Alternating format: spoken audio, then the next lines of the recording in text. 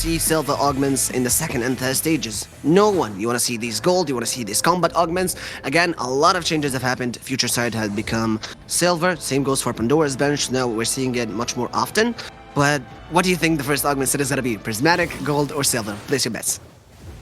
I'm thinking gold. I'm thinking gold. Let me know, chat. The big turtle! Sorry. Oh, it's going to be a picture of the board right now. Okay, I already know who you're vouching for. I love these boards. Leftover cheer. Really, what's your favorite board, actually? I think it's the big turtle. Because it used to be the big giant dragon, but I like the turtle vibe a little bit more. I gotta say, he's very chill. Look at him. He's sitting there blinking. He's a happy boy. Yeah, I love the Freljord one. The Freljord boards are just so nice. That dark blue color is just absolutely amazing. And again, we're setting right off right here. Let's ignore the cosmetics. Let's focus on the game. Astrals and Lagoons. Right here, we see him having both options. Mr. Leftover is now making the hard choice of whether going for an Astral start or a Lagoon start. But since he has two Lagoons, he's committing to that. Yeah, I'm really excited to see where this lobby goes. Of course, you mentioned it last game. We didn't see a whole lot of Astral starting off. Overture obviously having the easier Lagoon start than Astral, but I'm expecting... Oh, interesting. We see an Olaf picked up here at 1-4. This opens a potential pivot from him, because you can just start the Olaf, give up on that Econ strat, and just start stacking him immediately, go for that Warrior Bruiser composition, and it looks like that's what Left Overture is feeling. Yeah, and we'll be giving up a little bit of that economy for the start with the Lagoon or Astral start that we used to having. Also gets a Jax in the shop to make it even better. And an early Jax, an early Olaf, my bad, is always a call for you to commit to the skill scones. Now, he might have sold him. He might have still committed to something else because the items so far are not really that much into... Oh, no. He's staying. Another Olaf? Okay, he's staying. He's staying. You gotta stay at that point. You can't get two Olafs and then go like, nah. Yeah, and what's the Prismatic start? Maybe you can. Maybe you can. No, Prismatic games are so chaotic, but I love to see it. And it's a Zeke's Harmony. It's 100%. Okay, wait. Man. Zeke's Harmony or Luminous Deathblade or the Bloodthirster. All three of these are great items. Harmony, it's going to be the Harmony. It's going to be the Harmony. Yes, I told you it's going to be the Harmony. The attack speed for the Warriors and the Omnivamp that he gets are just so precious for you to sell. Now, level up to level 4, throw that Wukong for the Warrior buff, and here you have it. Zeke's on both of them, committing into the Olaf for more. Now, you see, now I feel like an Oracle. Because with these Prismatic games, even though they make the game so chaotic, but I can tell what's going to happen. I can tell. Yeah, I'm waiting for more predictions. I'm waiting for you. I'm gonna after this, I'm gonna ask you for the local lottery numbers and see how that goes. Now, Olaf, of course, going to be a strong start, but the goal here is sacrifice the Olaf early on, use the Radiant Zeeks to get through the rest of the game, but unfortunately his board is so strong that the Olaf taking a little while to die. Yeah, this is the issue with Olaf. When you give him the Bruiser buff in the early game, he's just way too tanky for him to die from one-star units. Considering that this is a Prismatic game, again, you're gonna be seeing so many strong boss in the early game, and this is the issue with Prismatic games. They change the entire course of the game. A lot of people might be greedy for that early game win, because committing to a loose start with a Prismatic game where everyone else just hits way faster, everyone else gets their pivots way faster. If you're losing at the start of a Prismatic game, it's really hard to come back from that. Yeah, I think all of your streaks are more difficult, whether win or loss, because the power across the lobby varies so much more, right? Like, you can't rely on, oh, this board's going to lose, because maybe someone else got a really awful early game Prismatic and you got one with combat power. Maybe the opposite is true. But we're going to see Electro going for that lost streak Astrals early on and running into Stakesar. Yeah, and with the Static and the Mage Kaisa. You know what they call this? You know what they call this Mage Kaisa when she first came? They called her the Loot Printer Kaisa, because the amount of cast that she's going to be having in a single round. And you see, most of the time, they would pair her with a perfect combo like a blue buff with a Spear of Shojin and a Mage Emblem. So she would cast twice, fire one basic attack, and then keep casting and casting and casting. So expect that this game you're going to see a Lagoon table that maybe reaches rewards above 300. That's going to be very normal. Specifically with the Mage Kaisa, you're expecting to see so many of these Lagoon rewards thrown on board. And this is interesting here from Electro as well. The Prismatic lobby means that we get to see some augments that we don't normally see. Prismatic first uniquely allows that march of progress that Electro has taken. You get 5 experience every round, but you can't spend any gold on leveling up for the rest of the game. So we expect a composition that's based around that level 7 mark is traditionally what has been talked about in previous sets. But I'm going to be honest here, Morgan. We've seen it so infrequently this set. I don't know where this is going. Yeah, with the Prismatic Stars, everything is gonna get so chaotic. And now with the Shapeshifters augment, you would see a one hell of a board that we don't really see anyone play. And see, this is what I told you about set 7.5 in the last game. I told you that almost everything is viable as long as you have the right augment for it. Now, I'm a little bit worried because you're gonna have to commit to Shapeshifters too long. So this might be switched into a Zaya into the late game because she works really well with the Jace, she works really well with the Shyvana. It's the only composition that I see right now is reasonable for having 2 Shapeshifters on board. What do you think? Yeah, I think you can go for dragon composition. We saw a little bit of that earlier on yesterday. You saw the Shyvana plus Shio Yu, so you fit in that Gnar as well. Get a little bit of a mix there. So there's some possibilities for flexibility if you want to have that shapeshifter in there. Yeah, but the Jace Shyvana is definitely the more traditional route by far. Yeah, the Jace one sounds to be with a more traditional one after the recent changes that he's had. While he does not get that lovely CC that you would love to see him, but again, he's getting way more tanky with the armor and magic resist buffs. So Jace right now is not really used that much as a damage dealer, even though he still has both. But Lumapin, with that scoped weapons, is gonna be very, very dominant. With the scoped weapons, you expect to see a Carioni in the early game, maybe a Volibear just electrifying the entire board. But scoped weapons, when it's a prismatic, is just too strong. It's just too strong as an augment. We have a contested scale scorn going on in this lobby. Lumarpin also going for that scale scorn that we saw earlier on in the game from Left Overture, which means neither of them are going to be having a particularly good time. And Stakesor, as you said, that Lagoon Printer on this Kaisa has already found him up to nearly 60 casts. Good lord. Yeah, this is what we call it, the item or the loot printer, Kaisa specifically. And with the Spear of Shujin and the Static Shiv, you have her cast much more often, as I said. Now, the only one who hasn't lost a single round so far is Leftover, so his board is definitely the strongest. And again, Lumapin with these scoped weapons too is not having that much damage being put on, but keep in mind that with this Olaf, that with the double scale scorns that he has on board, this Olaf is gonna be extremely, extremely strong in the late game, and mark my words. A scoped weapons Olaf is one of the strongest late game builds that you can have. Well, and this is starting to get a little bit worrying here for Left Overture because he was going for that win streak, but as we talked about, win and loss streaks are both dangerous in prismatic lobbies. Overture has lost that win streak, which means not only is he going to get lower carousel priority from having high HP, but he doesn't even get the economic benefit from it. Meanwhile, you look at the bottom of the board, Lumarpin unfortunately lost his win streak as well, but Blaznovat's going for that incredibly risky full loss streak. Yeah, it doesn't matter though, because as long as you have the Olaf's on board with him up, and you wouldn't be worried at all, except he's... The only thing that's happening, yes, of course, Olaf has been nerfed quite a few times, because the AD reduction per death, it used to be 5, and now it's 4, and so many times you see Olaf getting contested with you, specifically in this game, we've seen it already contested at the start, but the thing is, with scoped weapons, you're only looking to commit to a few losses at the start. You're not committing to either win or loss streak. You only have one goal, to give that Olaf as much AD as possible. So putting him in the front, having him die, is really a win situation right here. It doesn't matter what your HP is, as long as it's not low. And to me, surviving up until this point with around, how much? 74 after Krugs? It's a safe start. You're on the good side. And I'm going to be looking after this PvE round. I'm going to be paying attention to Blaznovat's, who has, of course, 58 HP going into stage 3. And that might not turn around until he gets his second augment, until he gets a chance to power up this board, which is, at the moment, looking pretty dire.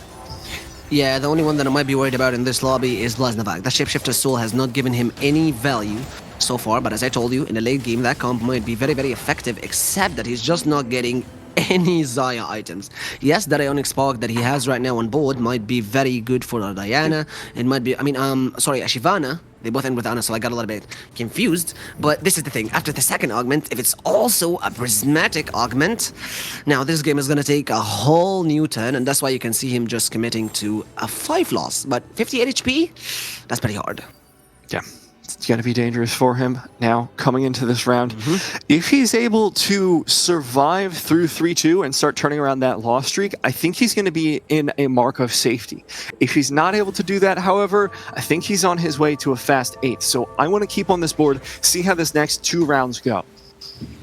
Yeah, and it's going to be risky a little bit because you've lost so many rounds and against the loot printer Kai'Sa, but that Zephyr just gets hit on a very nice spot. The Kai'Sa's gonna be outside right now. The ink from this machine is down. There's gonna be no printing at the start, and that tankiness that you get from the Shapeshifter Soul might just make him lose with a nice start. I don't think he can win this one because again the Mage Kai'Sa is just too dominant, even despite the fact that she was Zephyred. Still, the amount of damage that comes from her. See, he started this round with 82 Lagoons. 82 casts. Yeah. At the end, he's already up to 98. Yeah, almost 20 casts at a single round.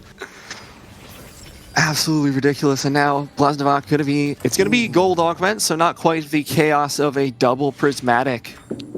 Yes, he needs a component for those items though. Definitely. He doesn't have any items and is still more tanky in frontline items. He's gonna be suffering to get some damage. I mean, if he finds a Terra, he's gonna be happy, I guess. Those are great defense. Oh, come on. Even the come Shimmer on. skill It was item, Determined Investor. he doesn't need it. He needs more damage. And that's why, okay, this is one of the most rare cases that you would see a player happily sacrifice a Determined Investor in the early game. My man has a lot of giant belts. It's just so fun. A lot of mentals. He doesn't need that. He needs damage. He likes damage. I don't think this is going to find it for him, though. I don't think this actually improves his situation all that much. He's going to be going for the Warmogs plus the Gargoyle Stoneplate, but I don't think this increases his damage output. We're looking at Lumarpin's board. You were mentioning earlier, you're probably expecting a Yone with that scoped weapons. You're going to have one. You've got that stacked Olaf in the backline. Plus now an Eternal Winter on the Braum in the front. I think this is another loss for Blasnovac. Yeah, but look at Lumarpin. He doesn't have any economy. He sacrificed almost all of his gold to reach this point with a level 6 to try to get the Ione maybe into a 2-star. And perhaps look for a 2-star Olaf. He's had enough of stacking him with the scoped weapons. He is looking in order to get some damage with it. And with the Mirage this game being dexterity, if I'm not mistaken, this Ione is going to be absolutely destructive. And that Olaf against the Karma will no way in hell lose. And this is where the villain arc begins for my man Lumarpin. I'm going to be honest, it looked a little scary there for a second. I was like, maybe this Olaf is going to lose after we've built up how strong it is. Maybe it's going to just absolutely get dumpstered. But no, we're good. We're fine.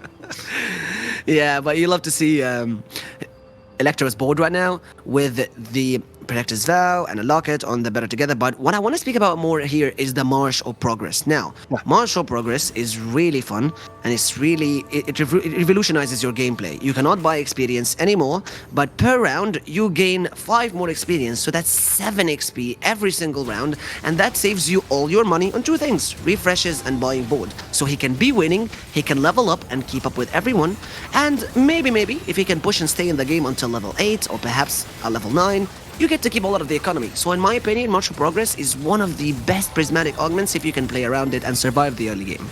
Yeah, a big if, but it's going well for Electro right now, 82 HP, and you're seeing what he's doing with his economy. You mentioned it earlier, all you can really do with this is roll and spend on units.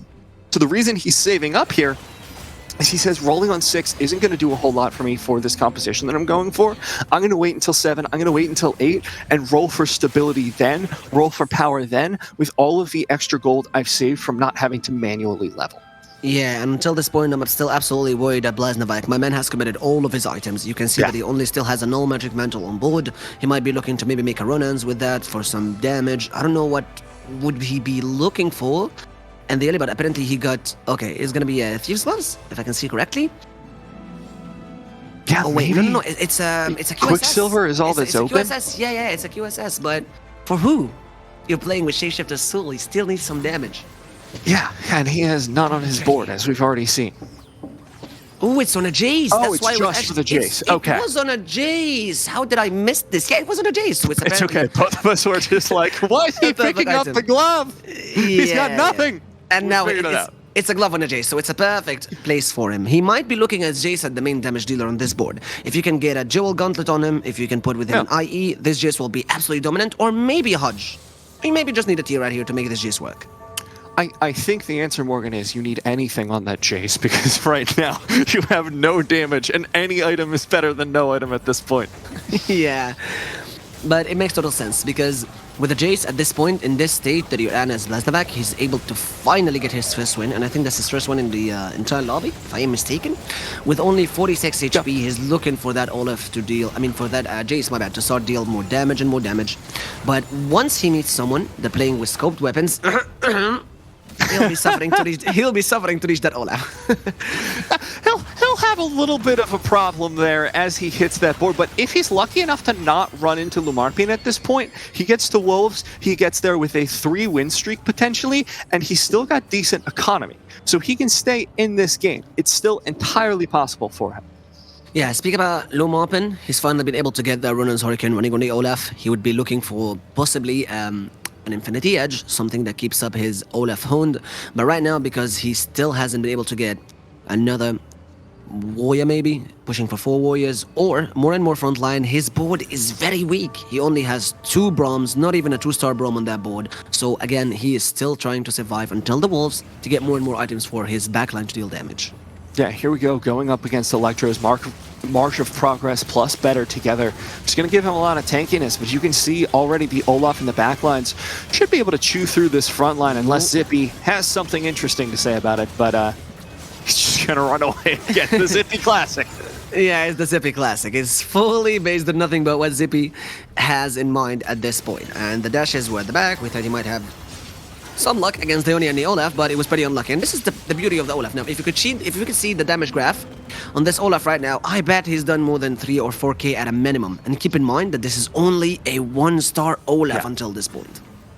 I think it's also worth mentioning here as well, interesting situation here with the Spanish players. Lumarpin, Snooty Boo, and Lesaford are all playing in Madrid. They've done a little bit of a TFT boot camp, and it was hosted by Riot Spain, and I think it's really cool, and I think that practice is starting to show itself here. Lumarpin, once again, being that consistent player, being that rock here in the Spanish scene, and I'm hoping that the event pays dividends for him as we go forward for the rest of the event. Yeah, and remember when I told you at the start of the game that Lumarpin is going to be absolutely dominant with that scoped weapons too? If he's not in the top 4, I'm retiring. Because that well, augment... You're too young to retire, Morgan. Yeah, well, that shows how sure I am of it. Now, he also gets a Brawler's Glove. That Olaf is definitely getting a sweet Infinity Edge, but he's ready right now to roll, see what he can do with the full scale scorns fully applied. Yeah. This is when the real villain arc begins for this Olaf.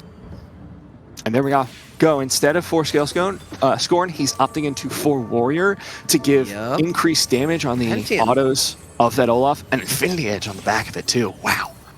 Yeah, despite the fact that the Whispers are still not applied on the Pantheon right here, but it's not mainly what he's looking for. Once he gets a Silas, he might be able to swap it out just for the Whispers pick and swap it right off with the Jax that he still has on board. So a Silas will level up this Pantheon a lot. And this is the beauty of the Pantheon unit. You don't need to buff him with damage items for him to be effective. No, all you need of him is to start stacking those lovely Whisper stacks. And with tank items, you have both. An insane damage dealer, and still with the warriors and the Whispers, he chunks a lot of damage as long as he can survive. So tank items on Pantheon is really a smart idea. We're coming up with the final augments of the game. We'll see what Lumarpin's able to pick up. Oh my god, it's double prismatic. Okay. All right. What are you going to go for, Lumarpin? Currently, we're seeing the power of the scoped weapons you mentioned earlier, Morgan. It's essentially a free rapid-fire cannon for him. The crown. Okay. Now, the Scale Scorn Crown right here is just a perfect shot for him to get both the 4 warriors and also a 4 Scale Scorn comp with this board.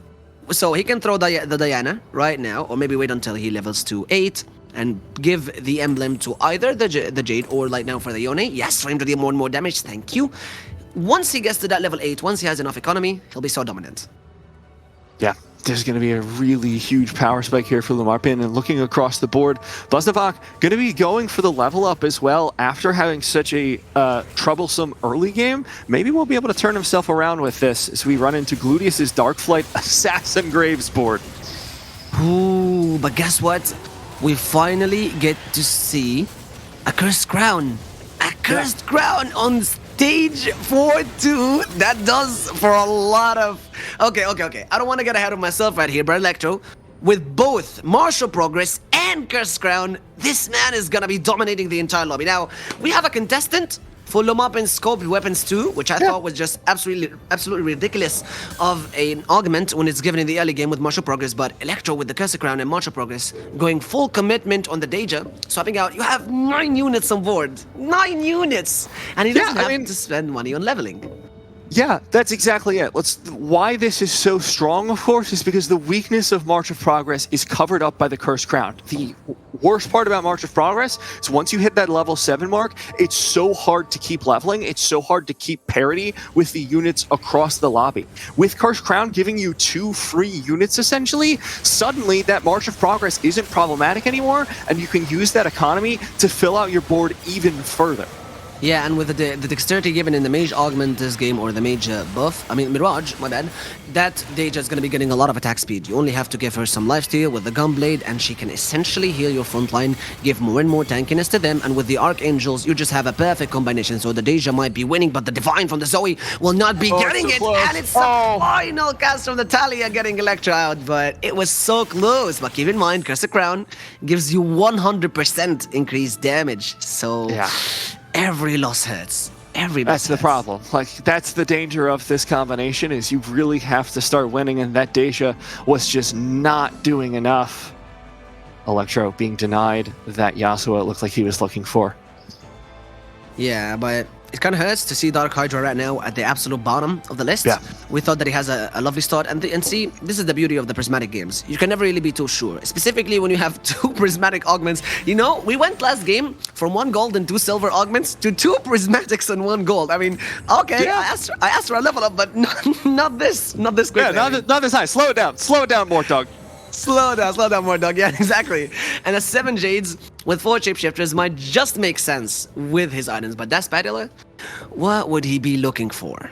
Yeah, I mean, it's just empty at the moment. We'll see if he decides what he wants to use it for once he gets the dragon. But there's always the chance that this spatula is just never used. We've seen it a couple of games. Sometimes you just don't want to sacrifice that item component for a spatula that's not going to get you enough value.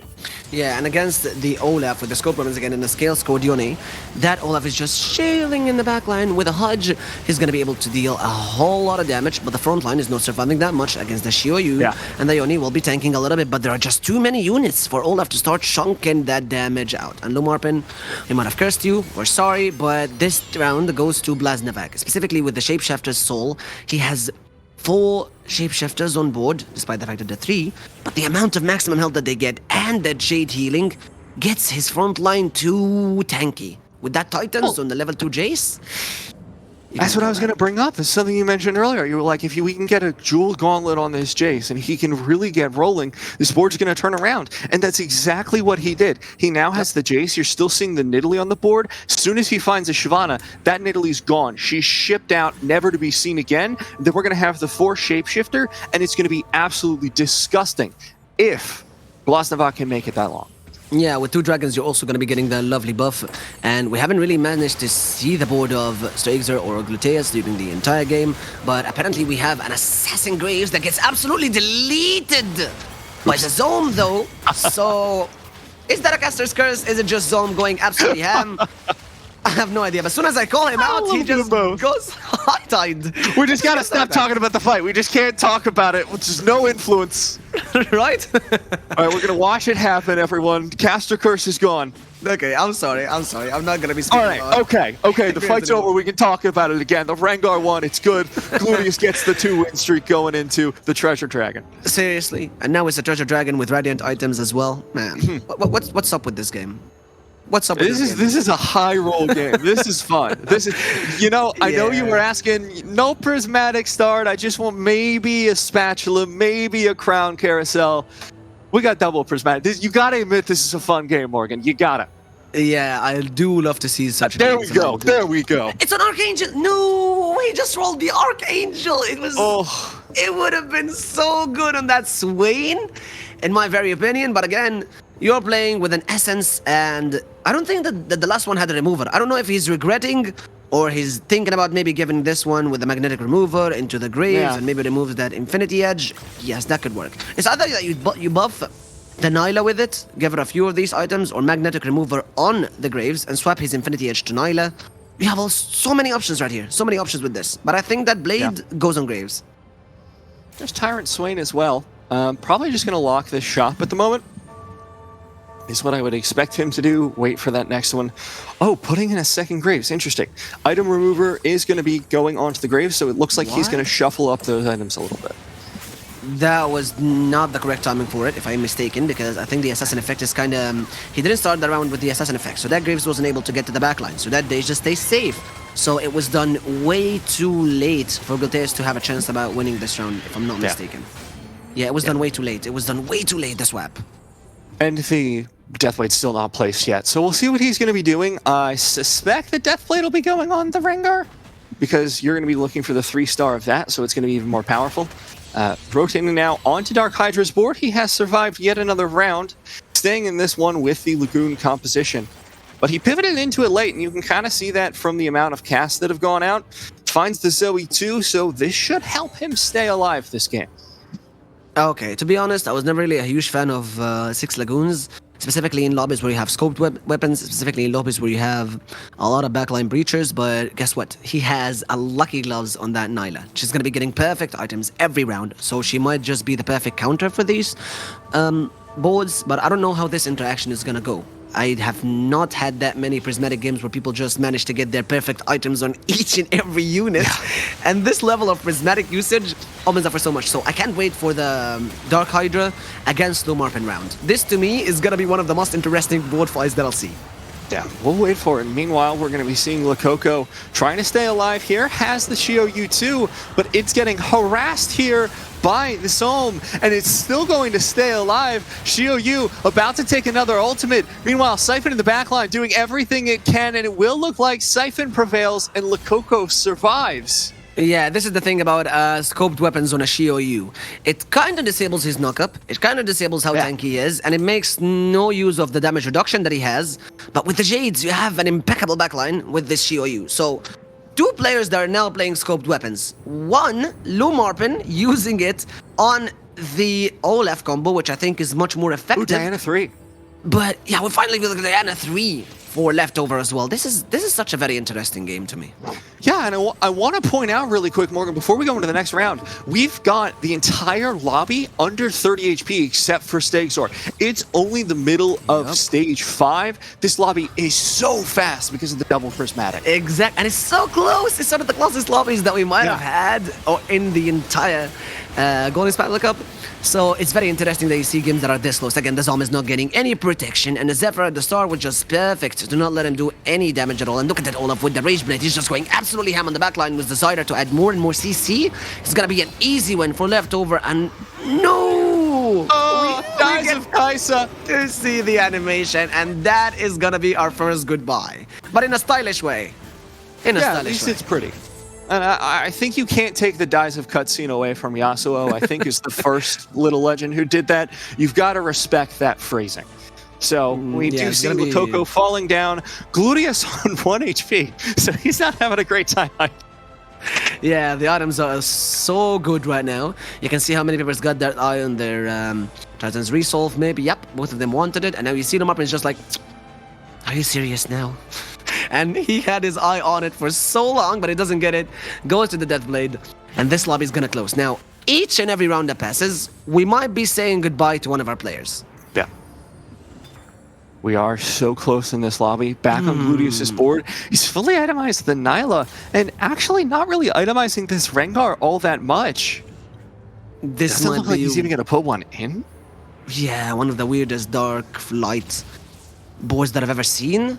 You have two Graves over there. He doesn't even have the Cannoneer buff, and you have an Assassin who has only 1 star, so he's fully relying on the Nyla and the Graves 2-star to clean up this. And Graves is not making any usage of the Dark Flights combo, So Glutea's board doesn't look that inspiring to me, to be honest. Yeah, now he's going to be running into Left Overture, who has had that Olaf opener for the entire game, but he's lost so much HP and only level 7. Ooh, but look at damage being chunked here from the Nyla. I could be wrong, I could be right, but apparently she cannot do everything by herself. They're just sliding through. And Glutea swag out with a bonk. It's not gonna be an animation like the Dice of Kaiser or Dice of Cutscene. It's gonna be Dice of Bonk. And Hydra gets to survive with 2 HP. Big fan of Dice of Bonk. I think we're gonna keep that one more. Hydra now 1 HP away from death. He's on 2 HP total. Now, 6 players left in this lobby, but with that Sohm 2, with the Zoe beside them, with that Spear of Shojin plus Quicksilver, I think this is actually a pretty decent position from Hydra. Yeah, not a huge fan again of the 6 Lagoons combo or the 5 Mage combo that he has, specifically against Assassins, specifically against the amount of Nyla players that we have in this lobby now. He himself is kind of guarded with his own 2-star Nyla, but the items this round are not looking too good. A Bramble Vest and a Rage Blade specific that she's Zephyred again. Apparently getting placement gapped in this round with the Zephyr being on the Nyla. She doesn't get the initial dash, she doesn't get the initial slide, but again, she's trying to chunk at that damage. But what's so important about it is the Rage Blade not being able to get her a lot of stacks in the early, but she's still slicing and sliding through. The Zom is protected, and there goes the crit from him, clearing the entire board. And Hydra will survive from that Zom with, how much damage was that? 4 crits! Good grief! Blastenbach will fall, Hydra will survive, and we have 2 players at single-digit HP, 4 at risk of elimination in the first round of Stage 6. Yeah, so many players right here, as you said, are very low in HP, except Starkzer is only one surviving right now with above 40 HP, or about what? About 20 HP? Everyone else is below 20 HP. Yeah. So there's a lot of gap. There's a huge gap between him and everyone below him in that lobby. A Gunblade right here going for Electro. With the Martial Progress Cursor Crown combo, as we said, who's going to be giving him a lot of damage. Another Archangels for the Deja.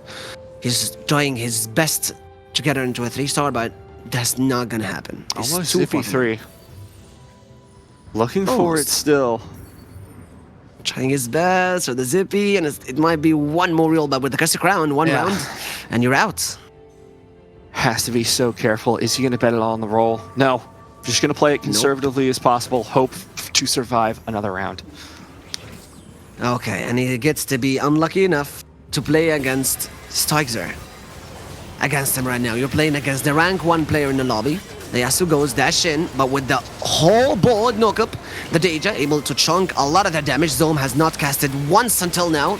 His final shot, but there's no damage coming from him at all. You're giving so much protection to the Deja. And again, she gets smashed, and Electro is gonna be going outside with that Cursor Crown.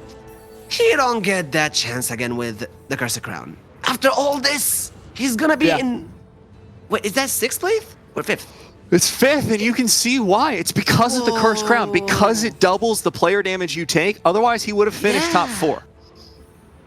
That's a risk he took, but apparently it didn't work out. Though huge respect for him for getting that Cursed Crown and taking the I really love the strategy. It just didn't work out.